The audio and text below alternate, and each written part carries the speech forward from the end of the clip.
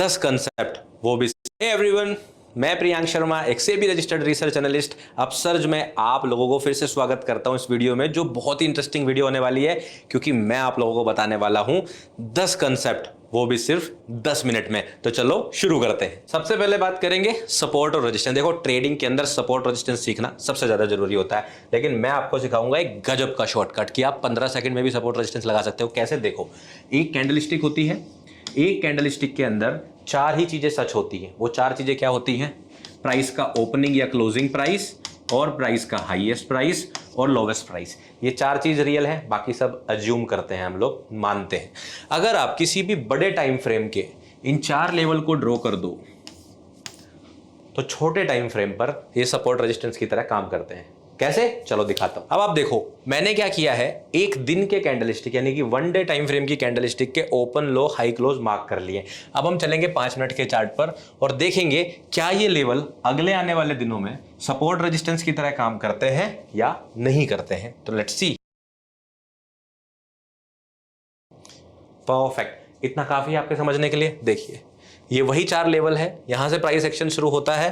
Price action शुरू होने के बाद आप देखते हो प्राइस यहीं से गिरता है, यहीं सपोर्ट लेता है, यहीं से पलटता है, यहीं पर रिएक्शन देता है, रेजिस्टेंस की तरह यूज होता है, हाई यहीं बनाता है और आगे जाकर लो भी यहीं बनाता है। तो किसी भी प्रीवियस डे, प्रीवियस वीक के OHLC नेक्स्ट डे आपके लिए सपोर्ट रेजिस्टेंस का काम कर सकते हैं। दूसरा तरीका सपोर्ट रेजिस्टेंस ड्रॉ करने का क्या होता है, उसके लिए आप लोग यूज कर सकते हैं फिबोनाची टूल को। इस वाले टूल को आपको क्या करना है, क्लिक कर लेना है और इस इंडिकेटर को सेलेक्ट कर लेना है। अब जिस भी रेंज के बीच में आप सपोर्ट रेजिस्टेंस ड्रॉ करना चाहते हैं, आपको सिंपली क्या करना है, अपने कर्सर को लेके जाना है। मान लेते हैं आप इस हाई और इस लो के बीच में सपोर्ट रेजिस्टेंस ड्रॉ करना चाहते हैं, तो आपको पहले क्लिक लेफ्ट साइड में करना है और राइट साइड में दूसरा क्लिक करना है।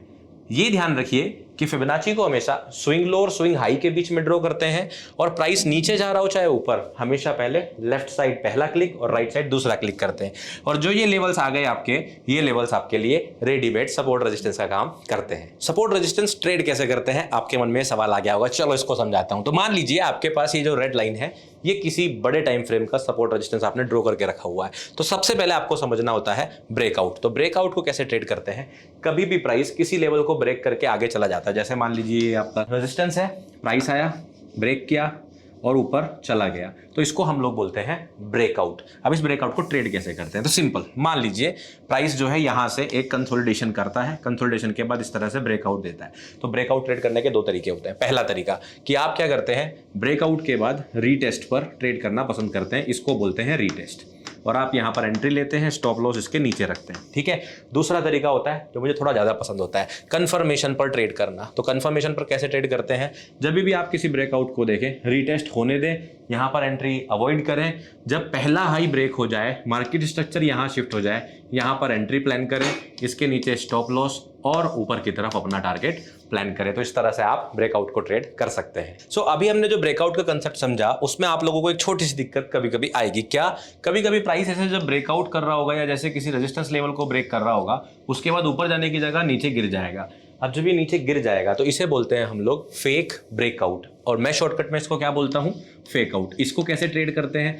किसी भी लेवल पर अगर कोई कैंडलस्टिक इस तरह से ब्रेकआउट दे कि कैंडल का क्लोजिंग ऊपर दे, लेकिन नेक्स्ट ही कैंडलस्टिक इस लेवल के नीचे वापस से क्लोज कर दे, तो इसको बोलते हैं इमीडिएट फेक आउट। इसको ट्रेड कैसे करते हैं? जैसे ही ये कैंडलस्टिक जो ब्रेकआउट कैंडल थी इसके नीचे क्लोज करती है, जैसे यहां पर क्लोज करने के बाद आप यहां पर एंट्री प्लान कर सकते हैं, इसके ऊपर स्टॉप लॉस प्लान कर सकते हैं, और नीचे की तरफ मिनिमम 1:1 टारगेट कर सकते हैं और बाकी इसको ट्रेल कर सकते हैं। तो इस तरह से अगर कभी कोई ब्रेकआउट फेल हो जाए तो आपको देखना है कि ब्रेकआउट कैंडल के नेक्स्ट कैंडल ही वापस नीचे क्लोज ना हो जाए। सपोर्ट रेजिस्टेंस को ट्रेड करने के लिए अब मैं आप लोगों को सिखाता हूं एक और पैटर्न, वो भी बिना किसी इंडिकेटर के, जिसको मैं बोलता हूं 3 drive pattern, one of the best price action patterns I have ever learned. ठीक है, चलिए इसमें क्या करना होता है, हमने इंतजार करना होता है कि प्राइस जो है, जो जल्दी शॉर्ट या जल्दी लॉन्ग लेना चाहते हैं, उनको मार्केट से बाहर कर दें। जैसे कैसे देखेंगे, अब आप ये देखिए, जैसे प्राइस, ये हमारे पास एक रेजिस्टेंस लेवल है जो कि हमने बड़े टाइम फ्रेम से ड्रॉ किया है। अब मार्केट जब इसके पास आया तो अक्सर लोग इस तरह की कैंडलस्टिक देखकर सेल करना शुरू कर देते हैं। तो हमने क्या करना है, जो लोग जल्दी सेल कर रहे हैं उनके स्टॉप आउट होने का वेट करना है। कितनी बार? 2 बार। सो देखिए, जिन्होंने यहां सेल किया वो यहां पर स्टॉप आउट हो गए 1 बार, फिर जिन्होंने दोबारा सेल किया वो यहां स्टॉप आउट हो गए 2 बार। तो इस तरह से आप देखोगे जब कभी आपके पास इस तरह से एक के बाद एक 3 हाईज बने और मार्केट पलटकर पिछले लो को ब्रेक कर दे, इस हाई और इस हाई के बीच में कोई भी लो ब्रेक कर दे, तो जब ये ब्रेक होता है आप यहां पर अपनी एंट्री प्लान कर सकते हैं, यहां स्टॉप लॉस और मिनिमम 1:1 का आप टारगेट प्लान कर सकते हैं। साथ में उसको स्टॉप लॉस एंट्री पर करके ट्रेल भी कर सकते हैं। तो इस पैटर्न को हम लोग बोलते हैं 3 ड्राइव पैटर्न। ठीक है, अब मैं आप लोगों को वॉल्यूम इंडिकेटर के बारे में 2 गजब की बात बताने वाला हूं। पहला चीज, हम लोगों को ऐसा लगता है चार्ट में जो नीचे वॉल्यूम होता है ये कलर के हिसाब से ये बताता है इस दिन ज्यादा बाइंग हुई या इस दिन ज्यादा सेलिंग, जबकि ऐसा नहीं होता। ये होता है ट्रेडिंग वॉल्यूम। तो इसका मतलब ये है कि अगर आप दोनों ही कलर को सेम कलर में कन्वर्ट कर दो, जैसे कि रेड और ग्रीन दोनों को ब्लैक कर दो, तभी भी आपको सेम ही इंफॉर्मेशन बताता है। क्यों? क्योंकि ये आपको सिर्फ एक इंफॉर्मेशन देता है। वो क्या होती है कि जैसे यहां पर अगर हम कर्सर लेके जाएं तो इस पर्टिकुलर दिन यानी कि 14 मई 2025 को कितना वॉल्यूम ट्रेड हुआ या कितने स्टॉक्स ट्रेड हुए, बाई और सेल मिलाकर। तो इस तरह से पहला चीज ये सोचना बंद कर दीजिए। दूसरा चीज, हमें ऐसा लगता है कि बड़े बार का मतलब है ज्यादा बाइंग या ज्यादा सेलिंग उस दिन हुई होगी तो कैंडलस्टिक बड़ी होनी चाहिए। ऐसा बिल्कुल भी नहीं होता। आप देखिए यहां पर ये बार आपको बड़ी दिखाई दे रही है तो आपको इसके साथ एक बड़ी कैंडलस्टिक दिख रही है, करेक्ट। लेकिन यहां देखिए ये एक इससे भी बड़ी कैंडलस्टिक है और इसकी बार इससे भी छोटी है। तो कभी भी कैंडलस्टिक के साइज पर और बार के साइज पर मत जाइए। अब मैं आपको एक इंडिकेटर के बारे में करने वाले हैं, ब्रेड बटर स्ट्रेटजी की। जी हाँ, इसके लिए हम लोग एक इंडिकेटर यूज करते हैं RSI, रिलेटिव स्ट्रेंथ इंडेक्स। और बस इतनी सी बात हमें चेक करनी है कि कब ये प्राइस इस RSI के साथ डाइवर्जेंस बनाता है, यानी कि एक ही डायरेक्शन को फॉलो नहीं करता है। जैसे ये देखिए, प्राइस आपको दिखाई दे रहा है नीचे की तरफ आ रहा है और RSI आपको दिख रहा होगा ऊपर की तरफ जा रहा होगा। जनरली ये ऐसा नहीं करते, एक ही डायरेक्शन में मूव करते हैं। अगर आपको ऐसी चीज होते हुए दिखाई दे जब RSI की वैल्यू 30 के नीचे हो या फिर 70 के ऊपर, तो 70 के ऊपर या 30 के नीचे अगर आपको ये चेंज दिखाई दे तो आपको सिर्फ वेट करना है एक हाई या लो के ब्रेक होने का। जैसे यहां पर ये हाई ब्रेक हुआ, आप इसके बाद यहां अपनी एंट्री प्लान कर सकते हैं, इसके नीचे स्टॉप लॉस लगा सकते हैं और मिनिमम 1:1 को अपना पहला टारगेट और उसके बाद ट्रेलिंग स्टॉप लॉस के हेल्प से आप लोग अपना रिस्क टू रिवॉर्ड बेहतर करके अपना ट्रेड सेटअप बना सकते हो। अब मैं आपको जो कंसेप्ट सिखाने वाला हूं उसे आप लोग शायद जानते होंगे स्टॉप लॉस हंटिंग के नाम से, लेकिन मैं इसको बोलता हूं लिक्विडिटी। टेक्निकल एनालिसिस में लिक्विडिटी का मतलब होता है ऐसी जगह जहां बहुत सारे ऑर्डर्स लगे हों। इसका मतलब वो ऑर्डर स्टॉप लॉस या लिमिट ऑर्डर हो सकते हैं।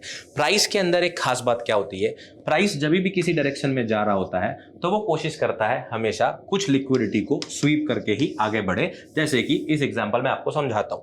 मान लीजिए प्राइस को यहां से यहां तक जाना है तो वो सीधे भी जा सकता था, स्विंग बनाते हुए भी जा सकता था, लेकिन एक स्पेशल चीज हुई है जिसको पढ़ना सीख गए तो आपका प्राइस एक्शन देखने का नजरिया बदलने वाला है। कैसे? देखो, प्राइस स्विंग हाई बनाते हुए तो जा रहा है, लेकिन इसने इस जगह पर एक अलग हरकत की। वो क्या है? यहां देखिए, प्राइस ने ऊपर जाने से पहले इस लो के नीचे जितने भी स्टॉप लॉस थे उनको स्वीप कर दिया और उसके बाद ऊपर चला गया। इसी घटना को बोलते हैं लिक्विडिटी स्वीप। लिक्विडिटी स्वीप समझने के साथ साथ आपको एक और जबरदस्त कंसेप्ट समझना है। वो क्या है? वो होता है ब्रेक इन मार्केट स्ट्रक्चर, यानी कि BMS। कभी भी जब आपको लिक्विडिटी स्वीप दिखाई दे, जैसे आपको यहां दिखाई दिया कि एक फेक आउट हुआ है, अगर इसके बाद प्राइस अपोजिट डायरेक्शन में पिछले हाई को ब्रेक कर देता है तो इसको हम बोलते हैं BMS हुआ है। और मोर लाइकली प्राइस इसके बाद इस तरह से जाना पसंद करता है जहां पर आप इस जगह पर अपनी एंट्री प्लान कर सकते हो, इस लो के नीचे अपना स्टॉप लॉस और ऊपर की तरफ मिनिमम 1:1 का टारगेट। तो इस तरह से लिक्विडिटी के कंसेप्ट से आप BMS को भी ट्रेड कर सकते हो। तो यहां पर कंप्लीट होते हैं हमारे 10 सेटअप। अगर आपको